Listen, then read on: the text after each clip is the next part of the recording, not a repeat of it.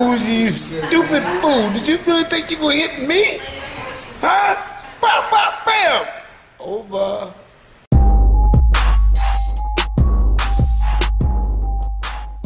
And my last question, Shannon Sharp. A lot of people, they comparing you to Shannon Sharp. I also want to ask you, what do you think about his approach on these serious situations that's plaguing us right now with all lives, black lives, all of that, and just comparing you to him? Shannon Sharp is a Hall of Fame tight end, one of the greatest football players to have ever played the game, an intelligent brother, a good brother who is my friend.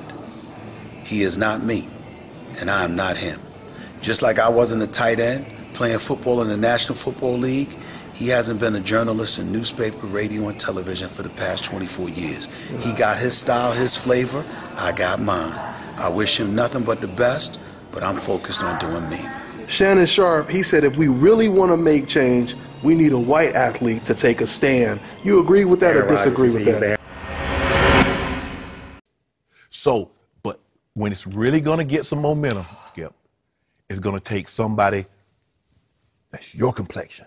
That's correct. To take up this stance. That's when we're going to be on to something. Because, see, we've moved past now. We know it's not about the flag. We know it's not about the military. We know it's not about the veterans. It's about the issues that started Colin Kaepernick down this path to begin with. It would be nice, but I'm not sure you need it. I'd like to have it, but you don't need it. One of the things that we have to respect is this. White folks ain't black. Yeah, you can sit up there and not, perform acts of hatred, prejudice, racism, violence, whatever, against different segments of our populace. And it would help to be sensitive and remember that during the Civil Rights era, we would have never propelled ourselves to the heights that we propelled ourselves with if it were not for the assistance of white folks, some conscientious white folks along the way. But in order to provoke and spark them to do that, we have to be careful about crying about racism every chance we get. Because when we mention the word racism and we're looking at white people, they're thinking we're talking about all of them, not that we're talking about some of them.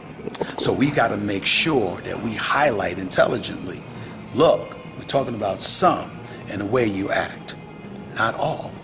Or just the ones that's committing the crimes and getting away with it as well. That's what I'm saying. You're talking about that.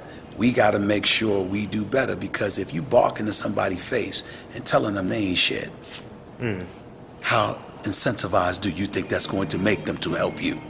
It's just common sense sometimes.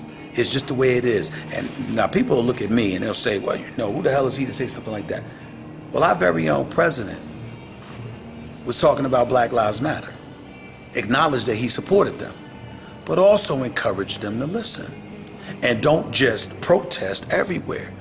You got to a point where you saw them protesting the Republican candidates and the Democratic candidates. Well, here was the problem. Ain't one of them gonna be president? So don't you need to take a side? Because you're gonna need somebody. If you alienate both, where's that gonna get you? It's just a question. It's the kind of thing that we have to be mindful of. Because a lot of times I support causes, but I'm sitting there going like this, that ain't the way to handle it. That ain't gonna get it done. And when you get older, you ain't in to futility.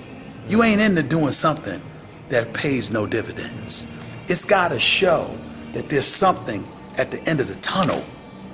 You can't just be barking to be barking. You can't just be venting to be venting. It's about getting it done. And are you doing that? That's what we need to ask ourselves. And we're a resolute people, man. We strong, we're special. God made us, we're one of a kind.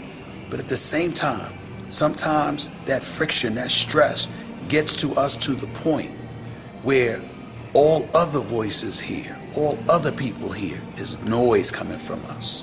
They hear problems all the time. It's not solutions. And it's just the approach in corporate America. And I learned this a long time ago. Never go to a boss with just your problems. If you don't have solutions, leave the boss alone. Because they ain't gonna like you. Because no boss just wants to hear problems. Accountability is a solution though, right? No, it's not a solution.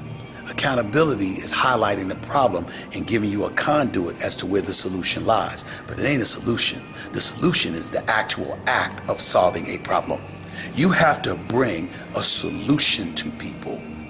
You have to be fixated on that. Because if you don't, nobody's going to want to hear you. No matter how right you are. Black people ain't wrong. Everything we say, how we've been victimized as a nation of people for decades, if not centuries, is right. We are not wrong. The problem is that how are you going to tell somebody who's white, hypothetically speaking, that was born in 1970, that they responsible for slavery? How are you going to do that?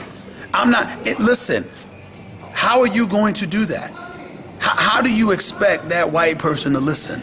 But that's not what the people are saying. That's how they perceive it, though. I'm not saying that's what they're saying, but your message is all about whether or not it's received. It's not about what you want to say. It's about what you want to be heard. And if you know you're speaking to somebody that ain't going to hear you, then it should come upon you to speak in a fashion where they will hear you. Mm-hmm. You can't just sit up there and say, this is the way it is, and this is the way it is, and it's wrong, it's wrong, it's wrong. Bam, and that's it. It doesn't work that way. In the field of communication, we are taught, pay attention to your audience. Make sure you know how they hear something. That's how you reach them. Not by you just spewing. It's by talking in a way that makes sure your audience hears you. That is your responsibility as a communicator. And if you don't feel that way, shut the hell up. Mm-hmm. Because that means you're just talking for yourself. You ain't talking to be heard. You talking to vent. No, you're supposed to be talking to be heard. So you got to think about your audience. You got to think about how they're going to receive what you're saying and say, okay, how can I best get this message across to them where they're going to hear it, inhale it, grasp it, and do the kind of thing they need to do. That's what it's all about. This is Bobby, and you're watching Dante's Box